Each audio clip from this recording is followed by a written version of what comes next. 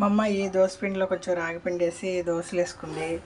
సరే అండి, నేను పెసరట్టు పిండి ఉంది, అది అవజేసేద్దాం అనుకున్నా. ఇదిగోండి, పొద్దుట తాగటాక జ్యూసు 3 ఉసిరికాయలు, కొంచెం అల్లము, కరివేపాకు, కొంచెం జీలకర్ర ఉప్పేసి మిక్సీ పట్టు తాగుతా అండి. జుట్టు బాగా ఊడిపోతుంది, ఇమ్యూనిటీ అది మనకి రోగనిరోధక శక్తి పెరుగుతుంది అంటండి. సి విటమిన్ ఉంటేనే మనకి ఐరన్ అబ్జర్వ్ అవుతుంది అంటండి.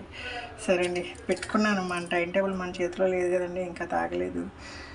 ఇదండి పాలకీర రాత్రి తీసుకొచ్చారు. బాగా క్లీన్ చేసేసి పేపర్లో చుట్టి కవర్లో పెట్టాను. పొద్దుటే నీళ్ళు వేసానండి. ఎప్పుడు ఆకుకూర 10 నిమిషాలు నీళ్ళు జాడించి, మందులు అవి ఉంటాయండి, కెమికల్స్, బాగా జాడించి వడకట్టి అప్పుడు కట్ చేసుకోవాలండి.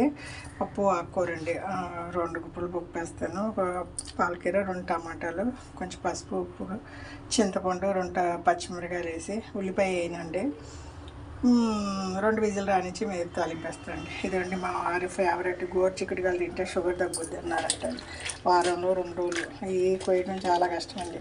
కష్టపడి వేయాలన్నీ ముచ్చుకలు కోసి వరుసగా పెట్టి కోస్తా.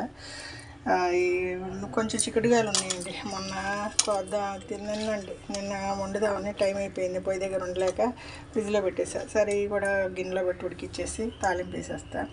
ఈ గోరుచిక్కుడుకాయలు కట్ చేసండి, ఉడికేసి నీళ్ళు పారేయాలి.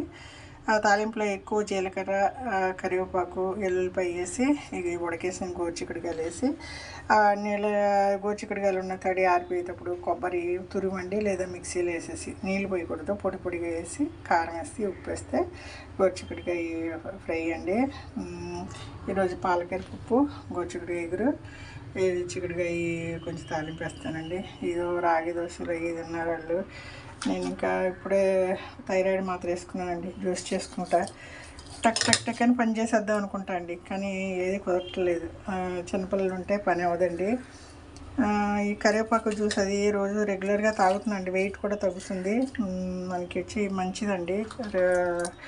ఇది వచ్చేసి రోజు తినాలంటే ఉసిరికాయ రోజు తింటున్నా, చాలా బాగా పనిచేస్తుందండి. ఇంకా మనం ఎండ ఎక్కిపోయిందండి, గబగబా వంటలు చేసేసామంటే ఏదో కాసేపు ఫ్యాన్ వేసుకుని టీవీ ముందు ఫోన్ పట్టుకుని కూర్చోవచ్చండి. ఇది వెస్ట్ గోదావరి అమ్మమ్మ వంటల వీడియో అండి. మీ ఇళ్ళల్లో కూడా 10-11 గంటలకు వంట చేసుకున్నారు అనుకోండి, మళ్ళీ పొయ్యి కాడ వచ్చే పని లేకుండా కొంచెం రెస్ట్ తీసుకోండి. ఎండల్లో తిరగకండి, చెన్నైలో విపరీతమైన ఎండలండి.